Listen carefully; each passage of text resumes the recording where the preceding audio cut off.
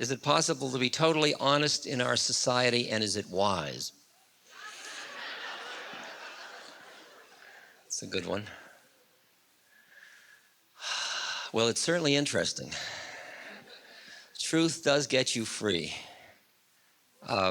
What you learn is, the distinction is your ability to tell the truth. Whether then the situation is appropriate for you to tell all the truth is something you hear from moment to moment. Like a lot of people don't want to hear the truth. And for you to force the truth, like somebody may be dying and they don't want to, they say, I'm not dying. And you see that the truth is that they are going to die shortly. But they're not asking. You don't have any business to go up, hey, you know you're dying because I've got to tell the truth. You listen. The important thing is that you are capable of telling the truth in the circumstances where it's appropriate. And the rest of the time, you learn to either tell the truth or try to keep your mouth shut. You notice that when you lie to another person, it puts a barrier between you and them. You lie to them, you tell the truth to us. And finally, you so want to live in us that you get hungry to share the truth with people. And so you're so ready to do it, you're listening always to where the opportunity is to do it in. And you do it as much as you can. I mean, part of what my game has been in this role is by laying open my life as much as I could and telling as much truth as I can. And I get so many letters or people come up and say, thank you for talking about that. It made it so much easier for me to acknowledge this thing in myself or whatever. And I realize what a grace it is to offer each other the truth.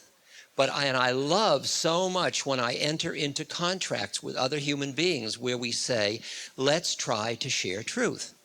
Like when we hold our board meeting at Seva, the first 2 days of our board meeting, there's meditation for about a half a day, and then we start a circle share, and we go around the circle, and whatever stuff we have, we share until the truth is there for us. And we keep going around the circle, and each person says, I've had a hard time with you this year because you did this, and let's keep working with. And it's like a Gestalt therapy, and this is a board meeting, And then when we're clear and clean with one another, as well as we can get at that moment, truthful, then there's a certain power that comes out of the group through that shared truth that allows incredible actions to come out of that.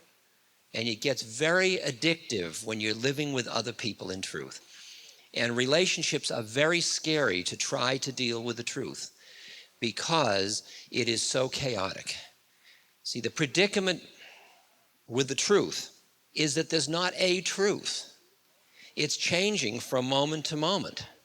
That's that beautiful story of Gandhi, who was leading the march, and then after some days, all these people had left their jobs to follow him, and after some days, he stopped the march, and he canceled it, and his lieutenant said, Mahatmaji, you can't do that. People have left their jobs to follow you.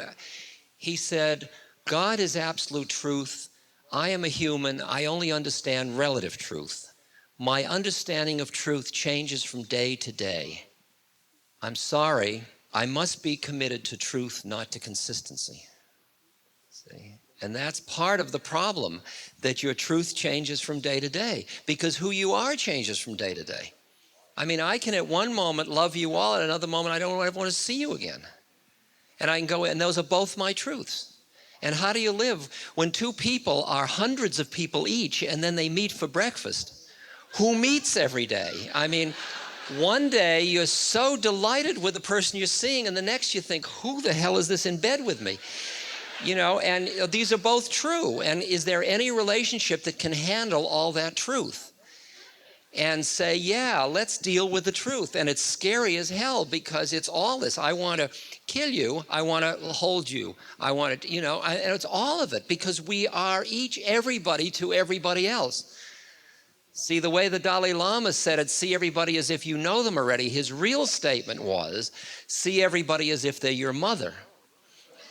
Yeah, whoa, right. And it's even worse because what he meant was, we've all been incarnated so many times, everybody was.